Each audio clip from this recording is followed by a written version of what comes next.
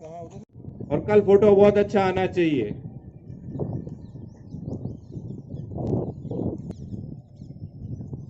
धीरे धीरे हाथों को वापस धीरे धीरे पीछे की ओर धकेलिए। कोशिश कीजिए मिलाने की, लेकिन ये मिलेंगे नहीं। और अपने सीने को फैलाते हुए गहरी लंबी सांस भरनी है। आप श्वास छोड़ते हुए धीरे धीरे धीरे धीरे वापस आ जाइए। ये आपके फेफड़ों के मध्य भाग के लिए, लंग्स के लिए।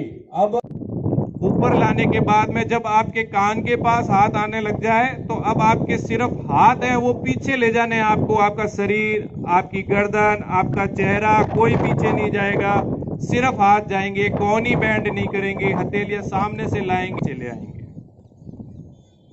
इससे क्या होगा कि आपके लंग्स का जो नीचे वाला हिस्सा है, फेफड़ों का नीचे वाला हिस्सा है, वो ज्यादा एक्टिव होगा।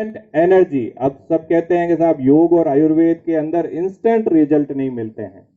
योग और आयुर्वेद में भी इंस्टेंट रिजल्ट्स मिलते हैं, लेकिन कुछ ने तो नहीं की है और कुछ से बैठा भी नहीं जा रहा है। क्यों?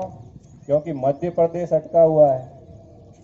अब वो मध्य प्रदेश किसी का है तो वो नहीं आप बैठ पाएंगे। कुछ जवान तो बैठ रहे हैं हमारे, वो अर्ध पद्मासन में बैठ सकता है। अर्ध पद्मासन में क्या होता है, जो मैंने आपको एक पांव दूसरे पे और दूसरा पांव दूसरे पे जो कहा है, उसमें कोई भी एक पांव ऊपर रख सकते हैं। वो आपका राइट साइड का पांव टिका देंगे। ये है आपका सिद्धासन। अब ये सब चीजें हम क्यों करा रहे हैं, इसके बारे में भी मैं कल बताऊंगा आपको। तो इस आसन में आप सहज रूप से बैठेंगे तो ज्यादा देर तक बैठ। आज के समय में सबसे बड़ा, मैं अगर कहूं तो समाज के अंदर एक व्याप्त विसंगति है कि योग को केवल और केवल स्वास्थ्य की दृष्टि से देखा जाता है। ये आज के समाज के अंदर सबसे बड़ी विसंगति होने लग जाएगा। आप जब योग करने लग जाएंगे तो बाकी चीजें सब होने लग जाएगी।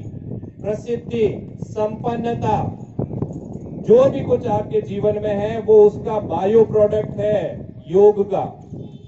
ये आपको सहज रूप में मिलती जाएगी जब आप योगी बन गए। तो सबसे पहले हम शिथिलीकरण के अभ्यास के तहत स्कंध का खिंचाव करेंगे कमर को सीधा रखने के लिए। तो अपने दोनों पांवों के बीच में 1 अंगुली का गैप रखिए और दोनों हाथों को शोल्डर्स के समानांतर जैसे गहरी सांस भरते हुए धीरे धीरे धीरे धीरे ऊपर लाइए।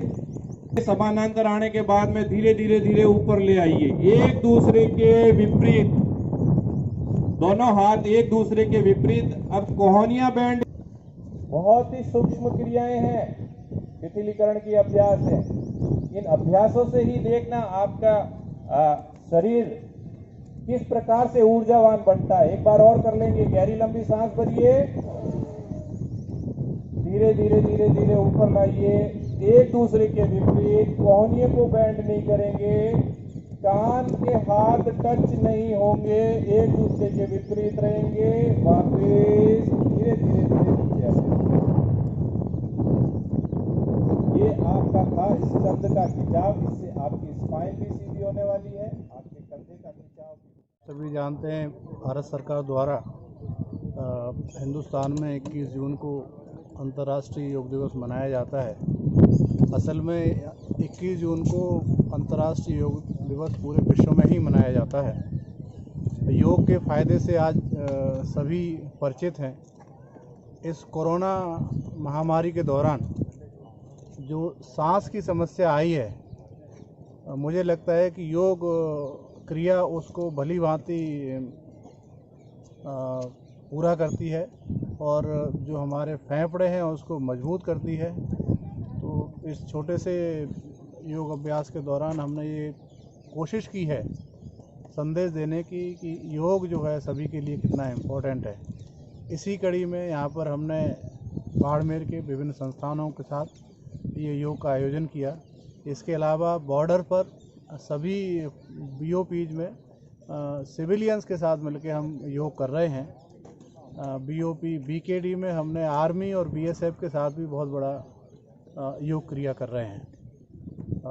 मैं तो सभी से यही अपील करूंगा कि आप डेली योग करें और अपने आप को स्वस्थ रखें, अपने फेफड़ों को मजबूत रखें, अपनी बॉडी को मजबूत रखें और भविष्य में जो आने वाली कोरोना वेव है उसको योग के जरिए हराएं। सर बॉर्डर पर ही नहीं, पूरी बीएसएफ में सुबह के समय आधा घंटा हमारे यहाँ पीटी के दौरान योगा होता है। बॉर्डर पर भी होता है, हेडक्वार्टर्स में भी, और सभी जितने भी हमारे केंद्र हैं वहाँ पर आधा घंटा योगा जरूर किया जाता है डेली बेसिस पर।